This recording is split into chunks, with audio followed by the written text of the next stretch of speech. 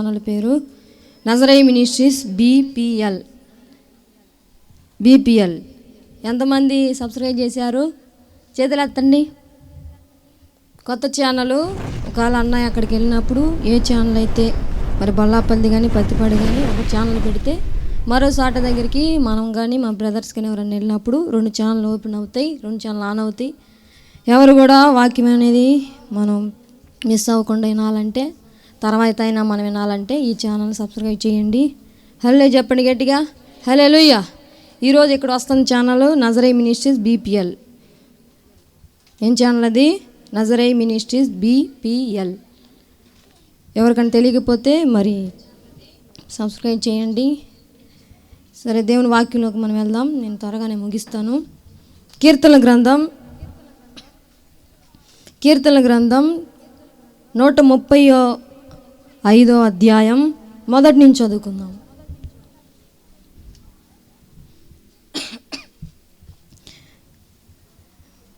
కీర్తనలు 135. యెహోవాను స్తుతించుడి, యెహోవా నామమును స్తుతించుడి, యెహోవా సేవకులారా, యెహోవా మందిరములో మన దేవుని మందిరపు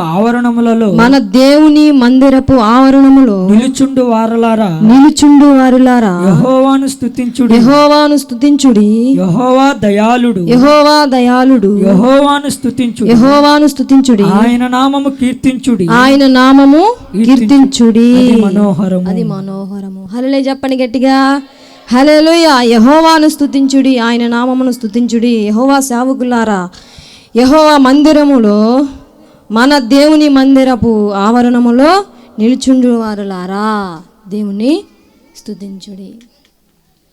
దేవుని సేవకులారా, దేవుని మందిరంలో నివసించు వారులారా అంటే ఎవరు చెప్పాలి? ఇప్పుడు మనం ఎక్కడికి వచ్చాం? దేవుని సన్నిధిలోకి వచ్చాం. చాలాసార్లు మరి అన్నతో నేను మీటింగ్స్కి వెళ్ళినప్పుడు చాలాసార్లు బాగానే ఉంది. ఒక్కొక్క మందిరంలో, ఒక్కొక్క మినిస్ట్రీలో దేవుని స్తుతించడం వాళ్ళకి తెలియదు. ఏం తెలీదు? దేవుని స్తుతించడానికి వాళ్ళకి తెలియదు. మౌనంగా ఉంటారు. ఎలా ఉంటారు? మౌనం కూడా. అన్నయ్య వర్షిప్ చేస్తున్నప్పుడు, దేవుని స్తుతించినప్పుడు, దేవుని ఆరాధించినప్పుడు ఆ మందిరంలోకి వచ్చిన ప్రతి విశ్వాసి, ప్రతి మనుషులు ఏం చేస్తున్నారంటే మౌనంగా ఇట్లాగే చేతులు కట్టుకొని కళ్ళు మూసుకొని ధ్యానిస్తూ ఉంటున్నారు. ఇక్కడ లేఖనాలు ఏమని చెప్తున్నాయి?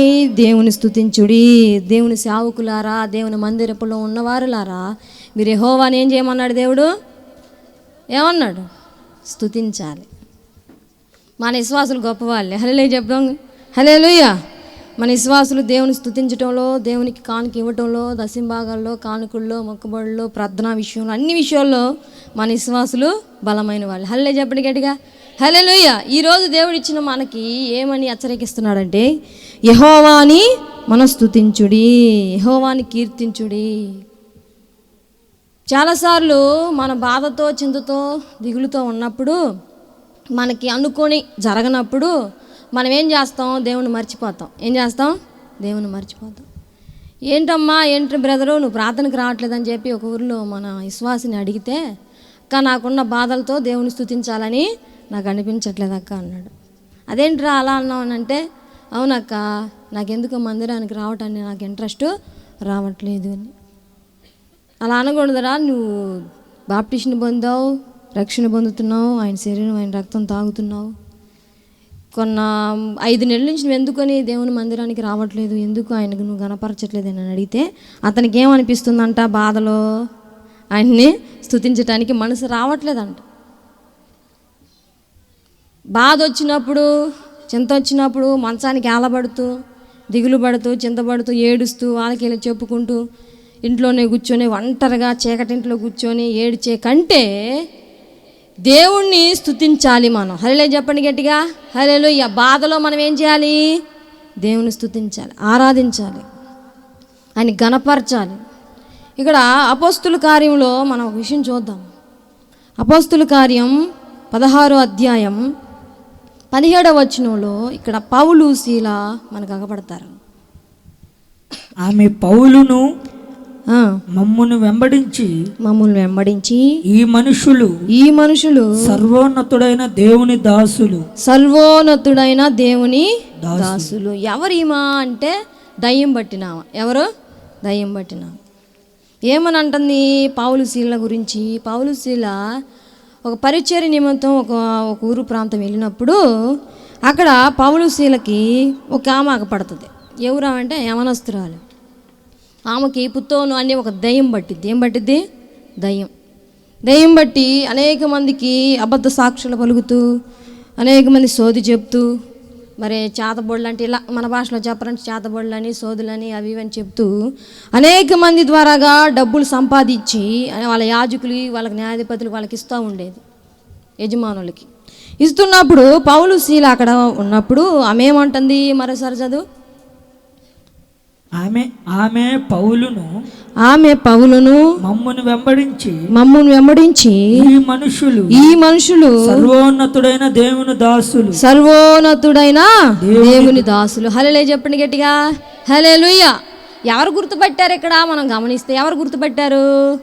దెయ్యం గుర్తుపట్టింది. ఏంటి? దెయ్యం గుర్తుపట్టింది.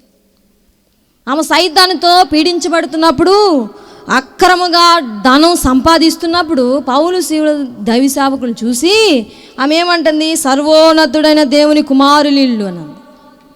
ఎవరు గుర్తుపట్టారు? ఈ రోజుల్లో మనుషులు గుర్తుపడుతున్నారా? గుర్తుపట్టారు. సేవకుడు వెళ్ళంగానే అంటే మన గురించి కాదు, సేవకులు చాలా చోట్ల నేను తెలుసుకుంది ఏంటంటే సేవకులు వెళ్ళాలి కుర్చీల్లోంచి లేగవరు. ఏం లేగరు? కుర్చీలోంచి లేగవరు. సేవకులు వచ్చాడు పోయాడు ఏందంట, మనలాంటి వ్యక్తేగా, ఏంటి మనలాంటి వ్యక్తిరాలేగా, మనలాంటి వ్యక్తేగా అని చెప్పి సేవకులను చూసినప్పుడు రెక్లెస్గా మాట్లాడటం. మరి సేవకులు అంటే ఇలువ లేకుండా వాళ్ళని చూసి కొంచెం కూడా భయం అనేది, భక్తి అనేది లేకుండా అనేక మంది ప్రజలు ఈ రోజుల్లో ఉన్నారు. సేవకుని ఎదురు మాట్లాడటం, సేవకుడికే సలహాలు ఇవ్వటం, సేవకురాళ్ళకే ఇలువ లేకుండా మాట్లాడటం. ఈమె కూడా మనలాంటిదే కదా, ఈమె కూడా మన వ్యక్తే కదా, మన రక్త సంబంధే కదా, మన బంధువే కదా, మన కులమే కదా, మనం ఇస్తేనే కదా ఆయన బ్రతుకుతుంది, మనం ఇస్తేనే కదా ఆమె అలా ఉంది, మనం చూస్తేనే కదా ఆమె. అనేక మంది ఈ రోజుల్లో క్రైస్తవులు సేవకులకి విలువ లేకుండా ప్రవర్తిస్తున్నారు.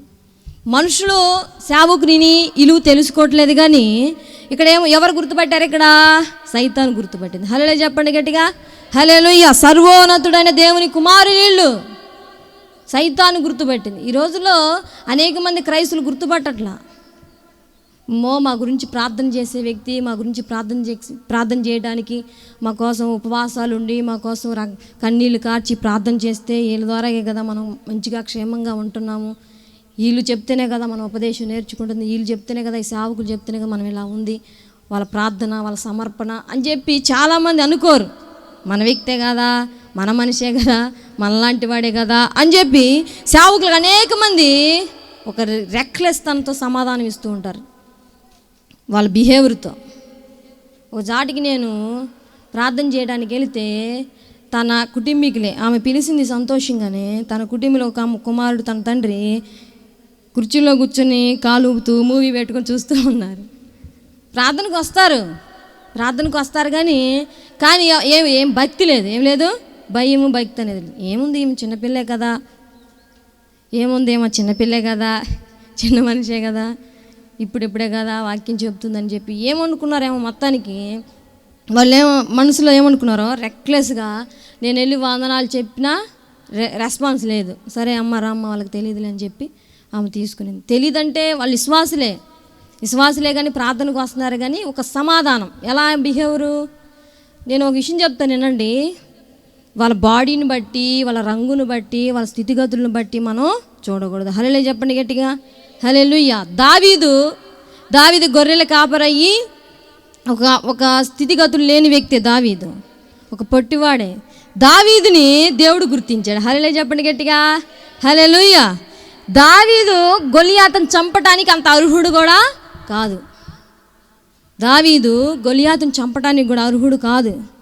సౌలు అంతటా వాడే, రాజు అంతటా వాడే మౌనంగా కూర్చొని ఇశ్రాయేలు ప్రజలు వణుకుతూ ఉన్నప్పుడు దావీదు యుద్ధానికి వెళ్ళి గొలియాతుని చంపాడు. అప్పుడు గొలియాతు అంటాడు, నేనేమన్నా కుక్కనా, నేనేమన్నా కుక్కనా? నువ్వు అసలు నలిపితే నలిగిపోతావు, నువ్వు నన్ను చంపడానికి వస్తున్నావు అని చెప్పి గొలియాతు అతన్ని అంటాడు. ఈరోజు యెహోవా నా చేతులకి నిన్ను అప్పగించాడని.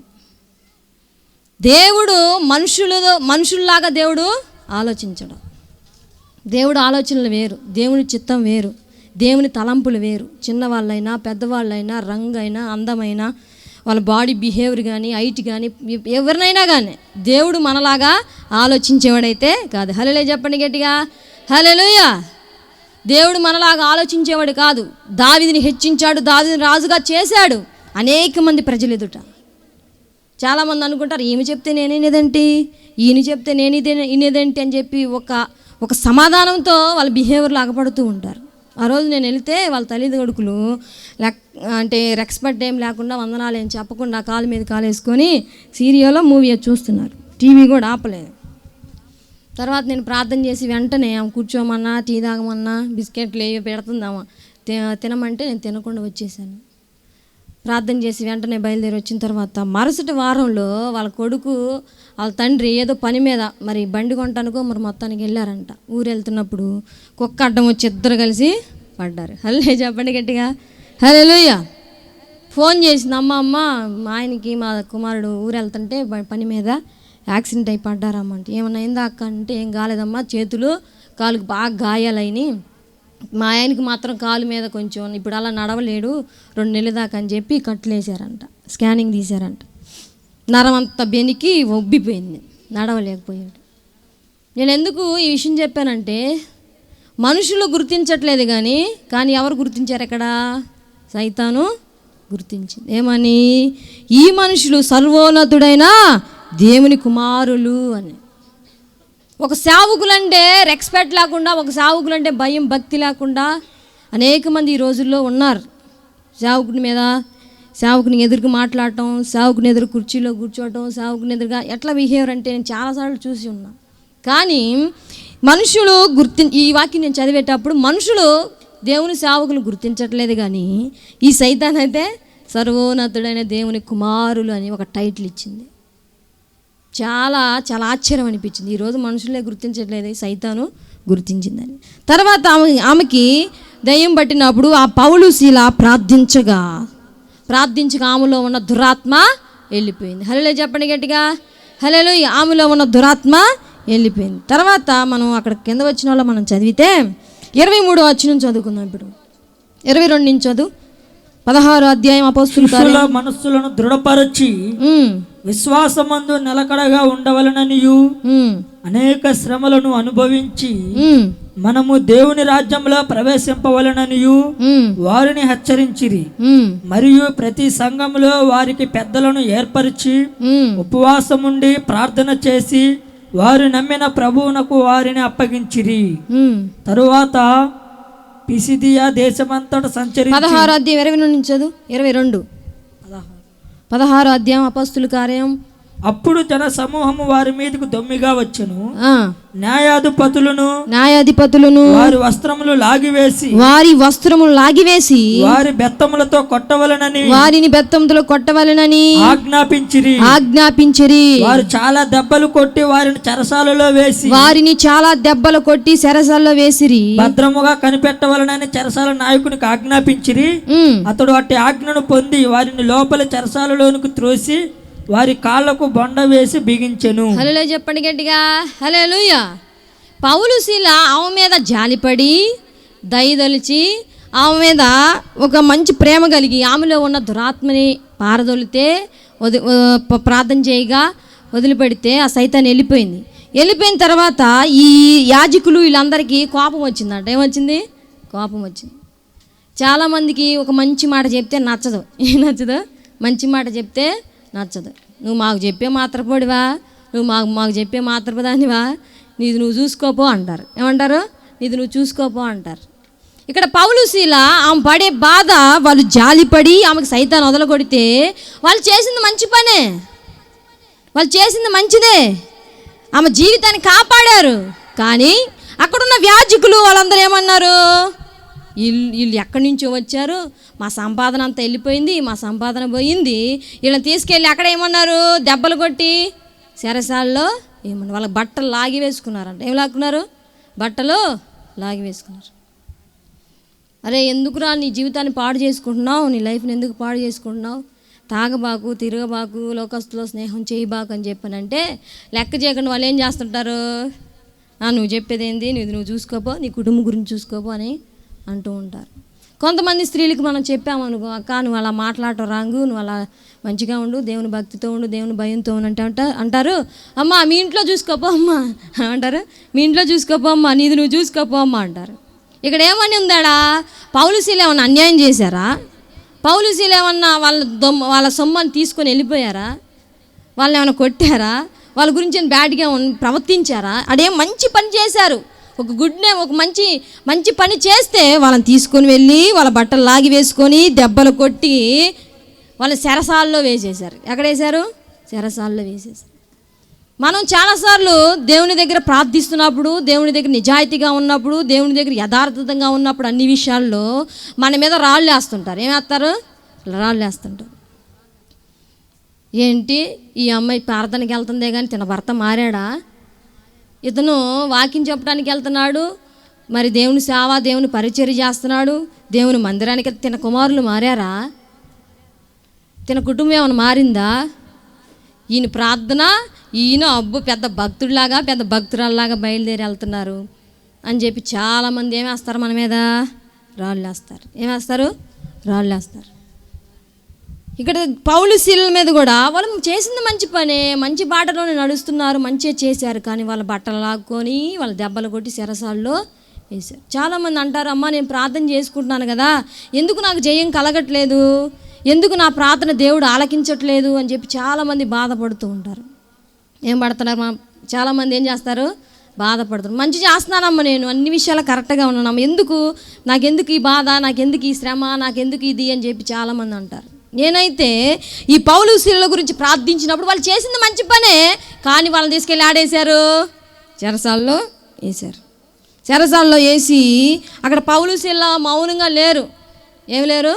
మౌనంగా అయితే లేరు. మొన్న విజిటింగ్కి వెళ్తే ఒక సిస్టర్ అంటుంది, అమ్మ నేను అంత బాగానే ఉన్నాను అమ్మ, నాకెందుకమ్మా ఈ బాధ, నాకెందుకమ్మా ఈ కాలు చేయాలి అలా అయిపోవటం, నేనేం తప్పు చేశానమ్మా, ఏం చేశానమ్మా, నేను చూశాను ఆంటీ దేవుడు నిన్ను పరీక్షిస్తున్నాడేమో, నువ్వు కనిపెట్టన్నా. హల్లే చెప్పండి గట్టిగా.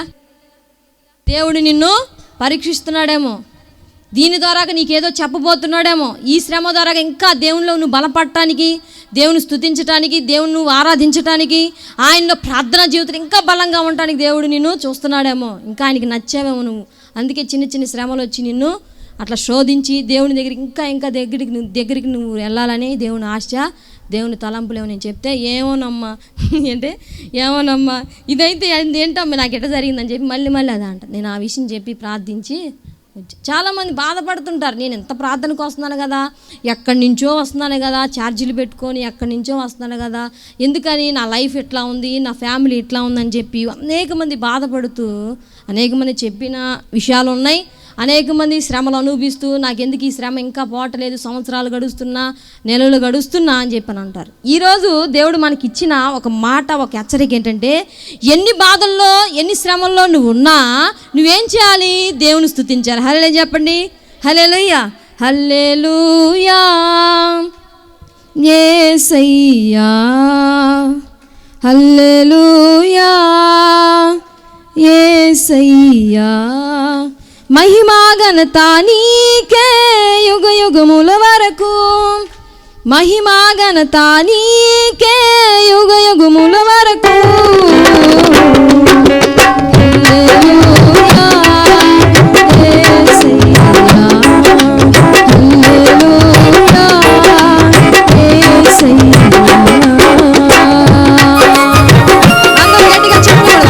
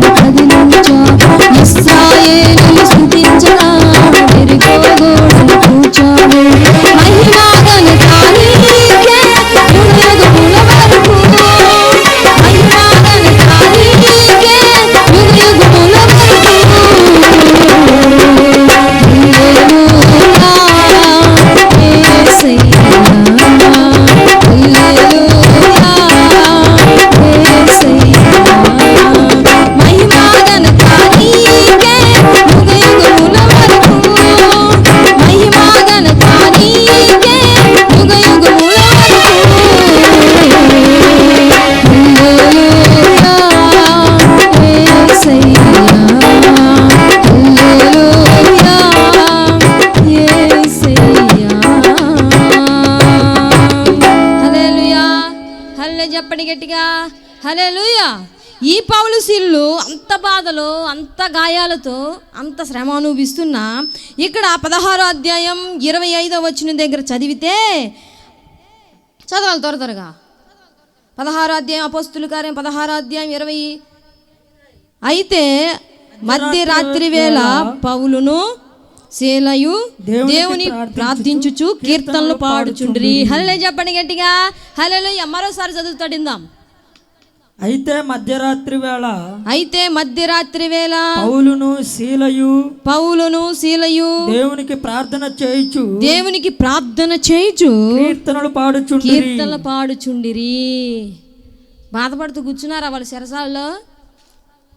బాధపడుతూ ఏడుస్తూ మేము ఎంత సేవ చేస్తుంటే, ఎంత పరిచర్య చేస్తుంటే, అనేక మందికి బాప్టిషాలు ఇస్తుంటే, అనేక మందికి సువార్త ప్రకటిస్తుంటే దేవుడు మాకు ఎంత అన్యాయం చేస్తాడా అని చెప్పి ఏడిచారా వాళ్ళు? పౌలు శీల ఏడ్చుకుంటూ గాయాలు తుడుచుకుంటూ వాళ్ళకి ఆ జైలు దగ్గర ఉన్న వాళ్ళందరికీ చెప్తూ కూర్చున్నారా? కూర్చోవాలి. ఆ రాత్రి వేళ వాళ్ళు ఏం చేస్తున్నారు? మధ్యరాత్రి వేళ పౌలు శీల ఏం చేస్తున్నారు? ప్రార్థన చేస్తూ దేవుని స్తుతించుతూ కేకలు వేస్తూ పాటలు పాడుతున్నారంట. పాటలు పాడుతూ ఉన్నారు. మనం ఏం చేస్తాం మధ్యరాత్రి? చాలామంది తల్లిదండ్రులు చెప్తారు, అన్నయ్య మా కుమారుడు మధ్యరాత్రి వరకు సెల్ ఫోన్లో ఫ్రీ ఫైర్లు అని మూవీస్ అని అవని చెప్పి సెల్ ఫోన్ నొక్కుతూనే ఉంటాడు అన్నయ్య. దుప్పటి ముసుకేసుకొని ఆ దుప్పటిలోని సెల్ చూస్తూ ఉంటారు అన్నయ్య. మధ్యరాత్రి 3 అవుతుందన్నయ్య, 2 అవుతుందన్నయ్య, 1 అవుతుందని చెప్పి చాలామంది అనేక మంది విశ్వాసులు వచ్చి అన్నతో చెప్పినప్పుడు నేను వింటూ ఉంటా. మధ్యరాత్రి ఏం చేస్తున్నారు? పౌలు శీల ఏడుస్తూ కూర్చున్నారా? బాధపడుతూ కూర్చున్నారా? వాళ్ళు ఏం అన్యాయం చేశారు? వాళ్ళు ఎవరికి అన్యాయం చేసి ఎవరి దగ్గర ఏమో అక్రమంగా దోచుకొని తిన్నారా? లేదు. ఒక వ్యక్తికి దెయ్యం వదిలిచ్చినందుకు, ఒక యవనస్త్రాల్ని బాగు చేసినందుకు, అనేక మంది స్వార్థ ప్రకటిస్తున్నందుకు వాళ్ళు తీసుకెళ్ళి అక్కడేసారు. ఈ సరసాల్లో వేస్తే, దెబ్బలు కొడితే, బట్టలు లాక్కుంటే వాళ్ళకు మౌనంగా కూర్చొని ఏడుస్తూ కూర్చోలా. ఇక్కడ ఏమని చేస్తున్నారు? మధ్యరాత్రి వేళ పౌలును శీలయు దేవునికి ప్రార్థించుచు కీర్తనలో పాడుచున్నారు. దేవునికి ప్రార్థించుస్తూ. మనం ఏం చేస్తున్నాం? బాధ వచ్చినప్పుడు ఏడుపు వచ్చినప్పుడు మనం ఏం చేస్తాం? వాళ్ళకి చెప్పుకుంటే మన భారం పోతుందా? పోదు. నా విషయంలో చూస్తే చిన్న బాధ ఏదైనా రాగానే, చిన్న సమస్య ఏదైనా రాగానే దేవునికి చెప్తాం. ముందు ఎవరికి చెప్తాను? దేవునికి. చిన్న సౌండ్ బాక్స్ ఉంటే ఆ సౌండ్ బాక్స్లో మన పాటలు, వర్షిప్పులు పెట్టుకొని దేవుని స్తుతిస్తూ, దేవుడు నా పట్ల చేసిన మేలును బట్టి, దేవుడు నా పట్ల చేసిన కార్యాలను బట్టి, నా జీవితంలో గొప్ప కార్యాలను బట్టి దేవుని స్తుతిస్తూ, ఈ శ్రమ ఎంత, ఒకప్పుడు వచ్చిన శ్రమ కంటే, ఒకప్పుడు వచ్చిన నింద కంటే ఏమో నాకు ఎక్కువ, ఏమన్నా నాకు బలహీనపరుస్తుంది అని చెప్పి సైతాన్తో నేను ఎదురుగా ఉండి సైతాన్ని పోరాడుతూ సైతాన్ని జయిస్తూ వస్తాను. నేను ప్రార్థన చేస్తూ, పాటలు పాడుతూ, వర్షిప్ చేస్తూ, దేవునితో మాట్లాడుతూ, దేవుని స్తుతించి ఆరాధించి, నా జీవితంలో దేవుడు చేసిన ప్రతి మేలును బట్టి నేను ఏది కూడా మర్చిపోకుండా ఒక ఉన్నతమైన స్థానంలో దేవుడు నన్ను నిలబెట్టినందుకు ప్రతిరోజు, ప్రతి అనుక్షణం దేవునికి కృతజ్ఞతగా స్తుతులు అర్పిస్తూనే ఉంటా. హృదయంలోనైనా ఎవరు లేనప్పుడు నేను వ్యక్తిగతంగా ప్రార్థన చేసుకున్నప్పుడు నా జీవితంలో అనేకమైన కార్యాలు చేశాడు దేవుడు. ఒక నింద వచ్చిందని, ఒక బాధ వచ్చిందని నేను ఉండను, నేను చేయలేను, నా వల్ల కాదని చెప్పి ఏ రోజు కూడా నేను పారిపోయింది అయితే లేదు. ప్రతి మనుషుడికి, మానవులవుతున్న మన విశ్వాసులు కానీ ఎవరైనా కానీ బాధలు కష్టాలు వచ్చినప్పుడు మనం మౌనంగా కూర్చొని వాళ్ళకి వీళ్ళకి చెప్పుకుంటూ, ఆర్థిక సమస్యలో, వ్యాపారంలో నీ భర్త మారట్లేదని, నీ భార్య మారట్లేదని, నీ బిడ్డలు మారట్లేదని, నీ లైఫ్ బాగుండట్లేదని, ఆర్థిక సమస్యల్లో నువ్వు మునిగిపోయినా, నీ వ్యాపారం జరగకపోయినా, నీకు వ్యాధి రోగాలు ఉన్నప్పుడు మనుషులకి నువ్వు ఎంత చెప్పినా నీ బాధ అయితే, నీ భారం అయితే పాదు. నీ బాధ, నీ భారం అయితే పాదు. కానీ ఎప్పుడైతే మనం వ్యక్తిగతంగా ప్రార్థన చేస్తూ ఆయన స్తుతిస్తామో, ఆయన ఆరాధిస్తామో, మా దేవుడు మన ప్రార్థన మనమరా ఆలకిస్తాడు. హల్లెలూయా చెప్పండి గట్టిగా, హల్లెలూయా. ఈ పౌలు శీల అయితే వాళ్ళు ఏడవట్లేదు, గొనగట్టలేదు, సొనగట్లేదు. దేవుడికి నేను ఏం అన్యాయం చేశాను? అనేక మందికి సువార్త ప్రకటిస్తున్నాను కదా, నేను న్యాయమే చేస్తున్నాం కదా, ఎందుకు మేము సరసాల్లో ఉన్నాం? దేనికి మేము దెబ్బలు తింటున్నాం? దేనికి మా బట్టలు లాక్కున్నారు అని చెప్పి గొనగలేదు. కానీ మధ్యరాత్రి వేళ వాళ్ళు ప్రార్థన చేయిస్తూ, పాటలు పాడుతూ స్తుతించారు. అందుకే నేనేమంటానంటే, దేవుడు చేసిన మేలులు, దేవుడు చేసిన ఉపకారాలు మనం మర్చిపోకుండా వర్షిప్లో మీరు ధ్యానిస్తూ, మీరు కన్నీళ్ళు కార్చి దేవుని స్తుతించి ఆరాధించాలి. నేను అందుకే ప్రతిసారి ఎందుకు చెప్తానంటే అందుకే చెప్తుంటా. దేవుని స్తుతించేటప్పుడు అంట మన బాధల కష్టాలని దేవుడు తీసివేస్తాడు. హల్లెలూయా చెప్పండి గట్టిగా, హల్లెలూయా. యెహోషువ గ్రంథం నేను చదివించి ముగిస్తాను. నేను యెహోషువ గ్రంథం 6వ అధ్యాయం 16వ వచనం చదువు ఒకసారి. 7వ మారు యాజకులు బూరలు ఊదగా యెహోషువ జనులకు ఇలాగ ఆజ్ఞాపించును, కేకలు వేయుడి, యెహోవా ఈ పట్టణమును మీకు అప్పగించుచున్నాడు. యెహోవా ఈ పట్టణము మనకి అప్పగించుచున్నాడు. ఎవరు చెప్తున్నారు? యెహోషువ. హల్లెలూయా చెప్పండి, హల్లెలూయా. యెహోషువ ఇశ్రాయేలు ప్రజలకి, యాజకులకి అందరికి చెప్తున్నాడు. యెరికో పట్టణం అడ్డొచ్చింది వాళ్ళకి. అనేక మంది ప్రాంతాలు వాళ్ళు స్వతంత్రించుకుంటూ వస్తున్నారు. యెరికో పట్టణం వస్తే అక్కడ అడ్డుగోడలు, పెద్ద పెద్ద అడ్డుగోడలు ఉన్నాయి. మేము ఎలా వెళ్ళాలి అని చెప్పి వాళ్ళు బాధపడుతున్నప్పుడు, చింతపడుతున్నప్పుడు, యెహోషువ కూడా బాధపడుతున్నప్పుడు అక్కడ దేవుడు అంటాడు, యెహోషువ మోషేకి తోడున్నట్లు నీకు నేను ఉన్నాను కదా, నువ్వు ఎందుకు భయపడుతున్నావు అని చెప్పి ఆయనకి కొంచెం వాగ్దానం ఇచ్చి ఆయన బలపరిచి తర్వాత యెహోషువకి చెప్తాడు, ఈ పట్టణం మీ చేతులకు నేను అప్పగిస్తున్నాను అని. తర్వాత యెహోషువ యాజకుల దగ్గరికి, అందరి దగ్గరికి వెళ్ళి మీరు 7 మార్లు ఈ పట్టణం చుట్టూ తిరగాలి. ఏం చేయమన్నాడు యెహోషువ? పట్టణం చుట్టూ తిరగాలి. 6 రోజులు తిరుగుతారు. 7వ రోజు తన కింద చదువుదాం. యెహోషువ గ్రంథం 6వ అధ్యాయం 20వ వచనం చదువు. యాజకులు బోరలు ఊదగా ప్రజలు కేకలు వేసిరి. ఆ బోరల ధ్వని వినినప్పుడు ప్రజలు ఆర్భాటముగా కేకలు వేయగా ప్రాకారము కూలెను. ప్రజలందరూ తమ ఎదుటికి చక్కగా పట్టణ ప్రకారం ఎక్కి పట్టణమును పట్టుకొని. హల్లెలూయా చెప్పండి, హల్లెలూయా. వాళ్ళు ఏం చేశారు? రాళ్ళు తీసుకొని, సుత్తులు తీసుకొని పగలగొట్టారా యెరికో గోడల్ని? రాళ్ళు, సుత్తులు అని తీసుకొచ్చి యెరికో గోడలు పడవేయాలి అని చెప్పి చేశారా? దేవుని స్తుతించారు. ఏం చేశారు? దేవుణ్ణి స్తుతించారు. చీకట్లో లెగిసి వచ్చి, ఏడో రోజు చీకట్లో లెగిసి వచ్చి ఆ మందసం, దేవుని మందసం తీసుకొని ఆ యెరికో గోడల చుట్టూరు 6 మార్లు తిరిగి ఇంకా కూలిపోలా. అక్కడున్న రాజు, అక్కడున్న అందరూ ఏమనుకుంటున్నారు, వీళ్ళకి పిచ్చేమని పట్టిందా, చుట్టూరు తిరుగుతున్నారు, వీళ్ళు మాతో గెలవలేక, మాతో బలపడలేక, మాతో యుద్ధమేడలేక వాళ్ళు చుట్టూరు తిరుగుతున్నారు. ఎగతాళి చేశారు. ఏం చేశారు? ఎగతాళి చేశారు. మనల్ని కూడా చేస్తారు ఎగతాళి. ఏమని? లెగిస్తే బైబిల్ పట్టుకొని పోతుంది, లెగిస్తే దేవుని మందిరం అని, ప్రార్థన అని, తెగిలిపోతుంది, ఏమి సాధించిందేమని చెప్పి అనేక మంది ఎగతాళి చేస్తారు. మనల్ని ఏం చేస్తారు? ఎగతాళి చేస్తారు. ఆ ఎగతాళి చేసినప్పుడు దేవుడు మనల్ని ఎగతాళి సిగ్గుపడనీయుడు. దేవుడు ఒక ఉన్నతమైన స్థానాన్ని దేవుడు మనకి ఇస్తాడు. హల్లెలూయా చెప్పండి గట్టిగా, హల్లెలూయా. ఈ మనిషి ఎంతటిది, ఈ మనిషి ఎంతవాడు, ఏం జయించగలిగిద్దా, ఏం బాధలు తీసుకోగలిగిద్దా. అనేక మంది మన ఇంటి పక్కన వాళ్ళే, మన కుటుంబీకులే, మన రక్త సంబంధులే, మన కులస్తులు ఏం చేస్తారంటే ఎగతాళి చేస్తూ ఉంటారు.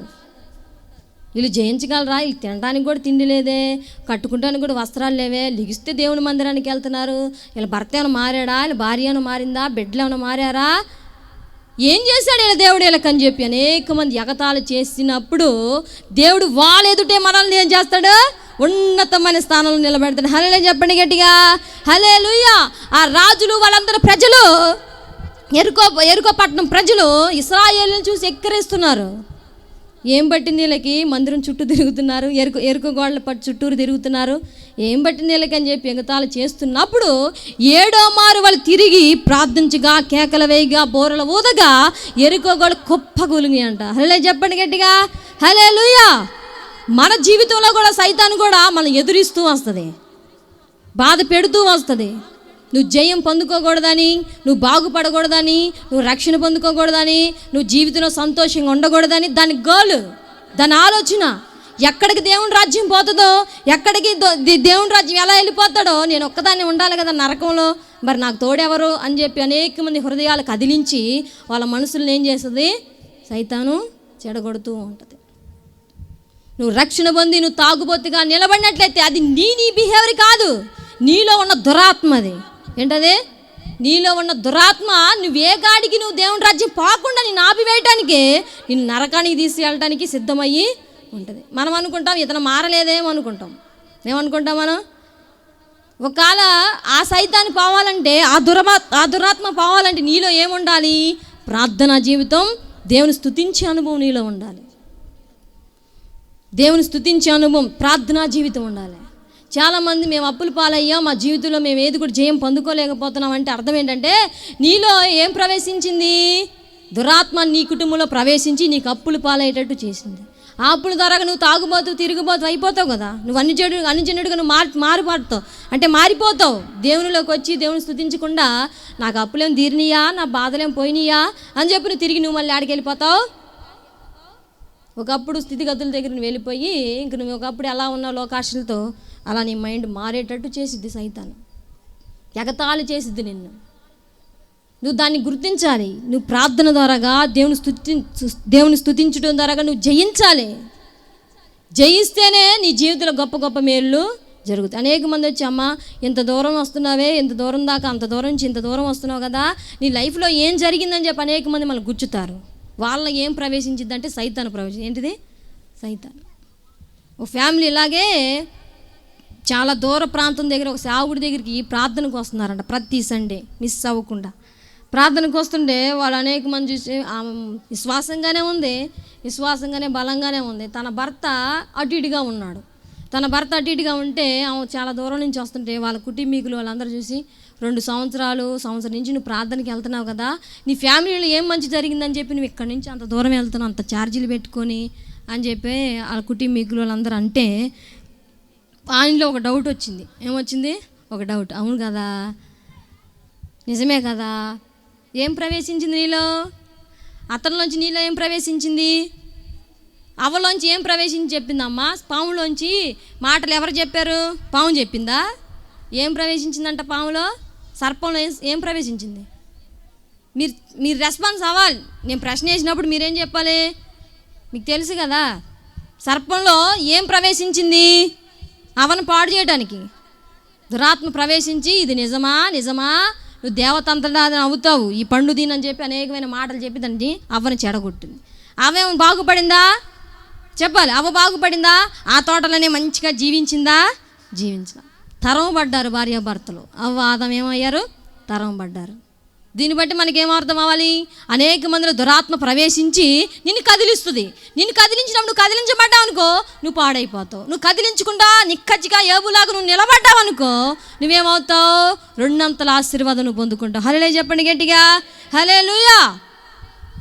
అనేక మంది వాళ్ళని ఇశ్రాయేలు ప్రజలు ఎగతాళి చేస్తున్నారు. ఇలా తెక్కలేమని వచ్చిందా, మెంటలేమని వచ్చిందా, చుట్టూరు తిరుగుతున్నారు, అదేందో పట్టుకొని అని చెప్పి అంటున్నప్పుడు రానే వచ్చింది, కుప్ప కూలిపోయింది ఎరుకోగోళ్ళు. వాళ్ళు బోరల ఓదగా, కేకలు వేయగా, పాటలు పాడి స్తుతించగా. ఈరోజు అనేకమైన బాధ, నింద, అవమానం, అనేకమైన సమస్యలు నువ్వు ఉన్నప్పుడు నువ్వు మనుషుల దగ్గరికి వెళ్ళి నువ్వు ముచ్చటాడకూడదు. ఏం చేయకూడదు? ముచ్చటాడకూడదు.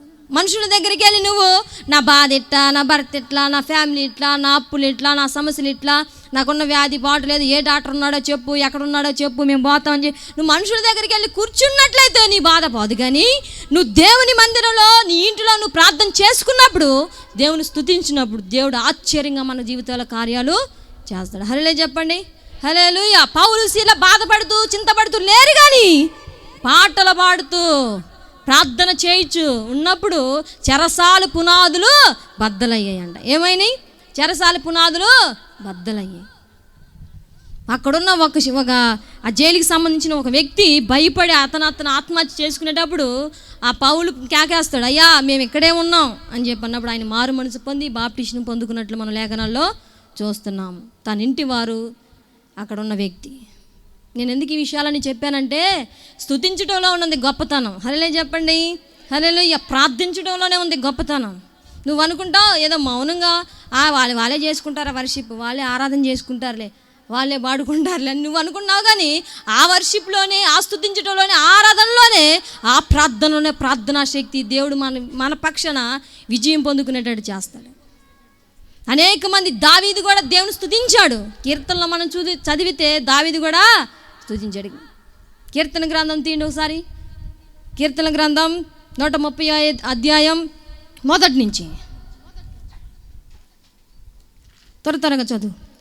యెహోవా అగాధ స్థలములలో నుండి 135 అధ్యాయం మొదటి నుంచి చదువు. యెహోవాను స్తుతించుడి, యెహోవా నామమును స్తుతించుడి, యెహోవా సేవకులారా, యెహోవా మందిరములో మన దేవుని మందిరపు ఆవరణంలో నిలుచుండు వారలారా యెహోవాను స్తుతించుడి. ఆయన దయాళుడు, యెహోవాని స్తుతించుడి. ఆయన దయాళుడు, కఠిన వ్యక్తి కాదు మన దేవుడు. కఠిన పరుచుకునే దేవుడైతే కాదు. నువ్వు పాప క్షమాపణ ఎప్పుడైతే అడుగుతావో, నీ నీతిని ఎప్పుడైతే మళ్ళీ కోరుకుంటావో, నీ యథార్థతను ఎప్పుడైతే కోరుకుంటావో, మళ్ళీ మన మీద కనికరం చూపిస్తావు. మరలా జ్ఞాపకం చేసుకున్నాడంట యెహోవా.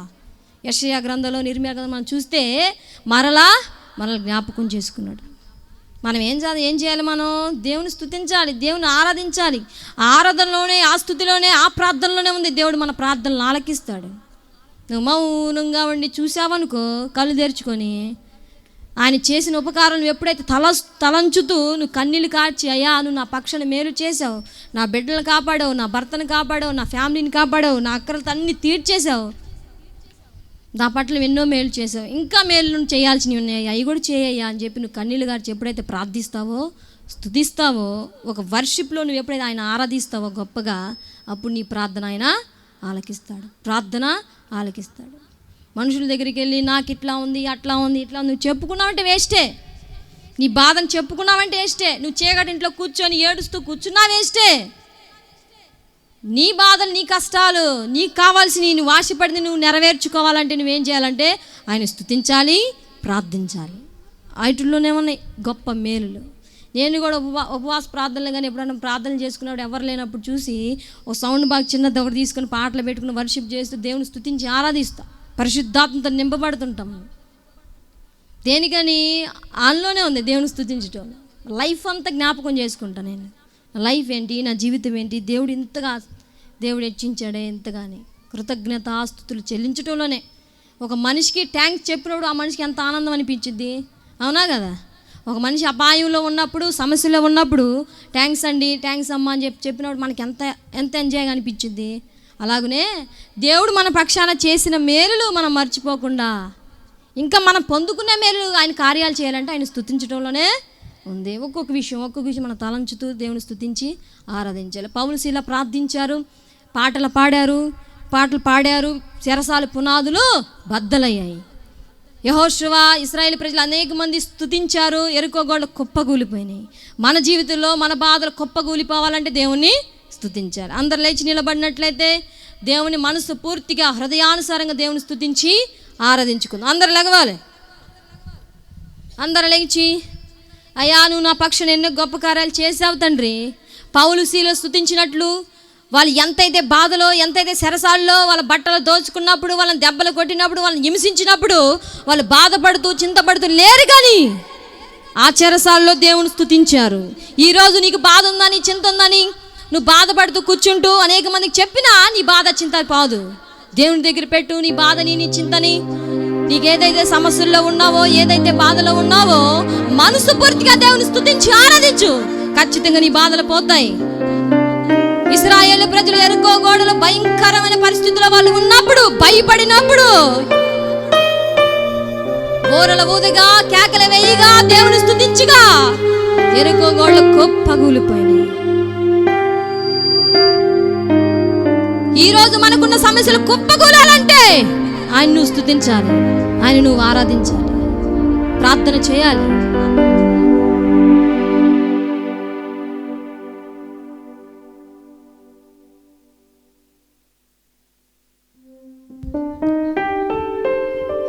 హల్లెలూయా, హల్లెలూయా, హల్లెలూయా, హల్లెలూయా, హల్లెలూయా, హల్లెలూయా యేసయ్యా, హల్లెలూయా యేసయ్యా. మహిమా ఘనత నీకే యుగ యుగముల వరకు, మహిమా ఘనత నీకే యుగ యుగముల వరకు.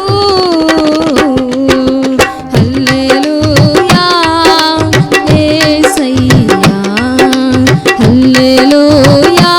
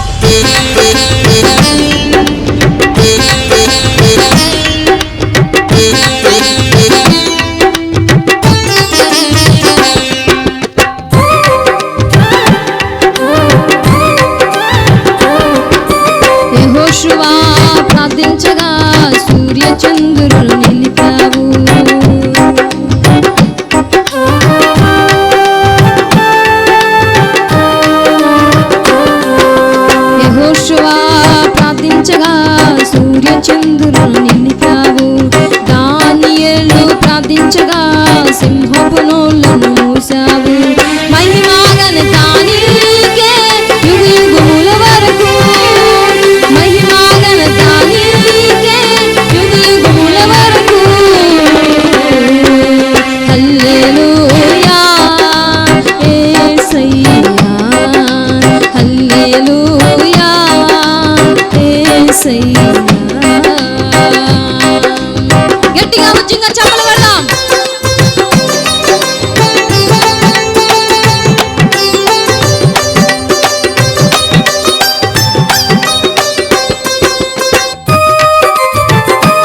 గట్టిగా చప్పలు కొడదాం. దానియేలు ప్రార్థించగా సింహపు నోళ్ళను దేవుడు మూసాడు. యెహోషువ ప్రార్థించగా సూర్యచంద్రులు నిలిచిపోయినాయి.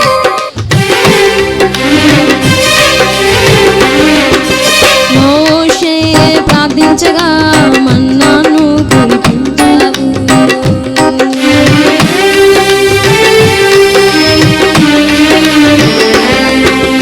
మోషే ప్రార్థించగా మన్నాను కురిపించావు. ఏలియా ప్రార్థించగా వర్షమును కురిపించావు. మహిమా ఘనత నీకే యుగ యుగముల వరకు. మహిమా ఘనత నీకే యుగ యుగముల వరకు. హల్లెలూయా యేసయ్యా, హల్లెలూయా యేసయ్యా. గట్టిగా వచ్చిందా? ఆయన స్తుతించడంలోనే మన పక్షాన దేవుడు మేలు చేస్తాడు.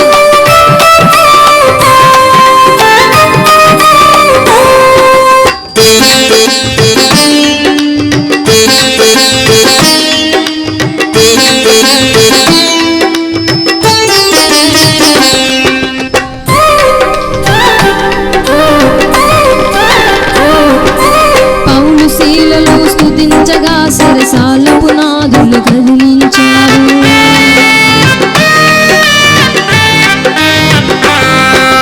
పౌలు శీలలు స్తుతించగా సరసాల పునాదులు కదిలించావు. ఇశ్రాయేలీలు స్తుతించగా యెరికో గోడలు కూర్చావు. మహిమా ఘనత నీకే యుగ యుగముల వరకు. మహిమా ఘనత నీకే యుగ యుగముల వరకు. హల్లెలూయా యేసయ్యా, హల్లెలూయా యేసయ్యా. మహిమా ఘనత నీకే యుగ యుగముల వరకు. మహిమా ఘనత నీకే యుగ యుగముల వరకు. హల్లెలూయా యేసయ్యా, హల్లెలూయా యేసయ్యా. గట్టిగా ఉజ్జంగా చప్పలు కొట్టి మోషే ప్రార్థించగా ఆకాశం నుండి మన్నాను కురిపించాడు మన యేసయ్య. మనం ప్రార్థిస్తే, మనం స్తుతిస్తే మన పక్షాన మేలు చేస్తాడు. నువ్వు మనసు మందిరాన్ని వాడిని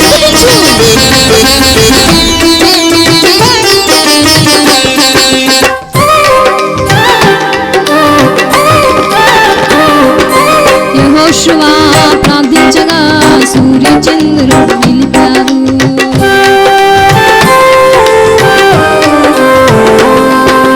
యెహోషువ ప్రార్థించగా సూర్యచంద్రులు నిలిపావు. దానియేలు ప్రార్థించగా మహిమా ఘనత నీకే యుగ యుగముల వరకు. మహిమా ఘనత నీకే యుగ యుగముల వరకు. హల్లెలూయా యేసయ్యా, హల్లెలూయా యేసయ్యా.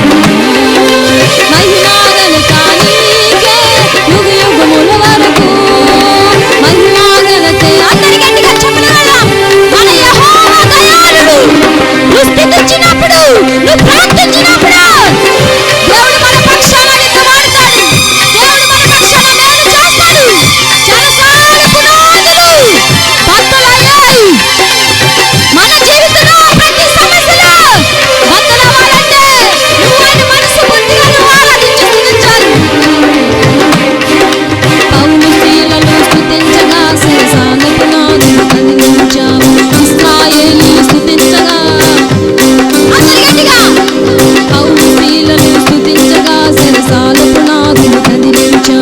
ఇశ్రాయేలు స్తుతించగా యెరికో గోడలు కూల్చావు. మహిమా ఘనత నీకే యుగయుగముల వరకు, మహిమా ఘనత నీకే యుగయుగముల వరకు. హల్లెలూయా యేసయ్యా హల్లెలూయా. ఇశ్రాయేలు ప్రజలు కేకలు వేయగా యెహోవా దేవుడికి కృతజ్ఞతాస్తుతులు చెల్లించగా యెరికో గోడలు కుప్పకూలాయి. మన జీవితాల్లో మేలు జరగాలంటే నువ్వు కేకలు వేయాలి, దేవుని స్తుతించాలి. మహిమా ఘనత నీకే యుగయుగముల వరకు, మహిమా ఘనత నీకే యుగయుగముల వరకు, మహిమా ఘనత నీకే యుగయుగముల వరకు, మహిమా ఘనత నీకే యుగయుగముల వరకు. హల్లెలూయా యేసయ్యా హల్లెలూయా యేసయ్యా. మహిమా ఘనత నీకే యుగయుగముల వరకు, మహిమా ఘనత నీకే యుగయుగముల వరకు, మహిమా ఘనత నీకే యుగయుగముల వరకు. దేవుడు చేసిన ఉపకారాలు నువ్వు మర్చిపోకుండా మనస్ఫూర్తిగా ఆయన చేసిన ఉపకారాలు తలంచుకు దేవుని స్తుతించి ఆరాధించినప్పుడే మన జీవితాన్ని ఇంకా దేవుని పొందుకుంటాం.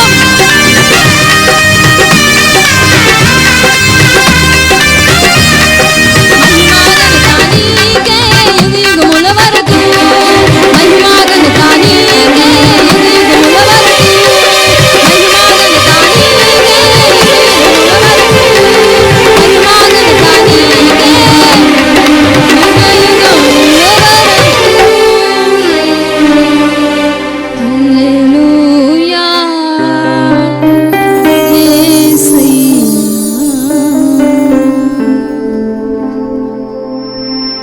యెహోవా దయాళుడు, ఆయన స్తుతించటం మనకెంతో మేలు. ప్రార్థన చేసుకుందాం. అయ్యా, మా జీవితంలో ఎన్నో ఉపకారాలు చేసి ఉన్నావు తండ్రి.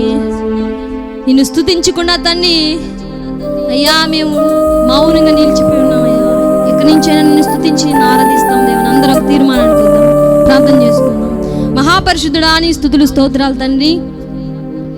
ఈ మధ్యాహ్న కాల సమయంలో దేవా నిన్ను స్తుతించాలని, నిన్ను ఆరాధించాలని, ప్రార్థించాలని ఒక హెచ్చరిక ద్వారాగా మాతో తండ్రి మాట్లాడున్నావయ్యా. ఇక్కడ కూర్చున్న ప్రతి బిడ్డని దీవించి ఆదరించమని, ఆశీర్వదించమని నజరేయుడైన యేసు నామములో అడుగుచున్నాను తండ్రి, ఆమేన్. అందరికీ వందనాలు. అందరూ కూర్చుందాం. ఈ సమయంలో మరి ప్రసాద్ అన్న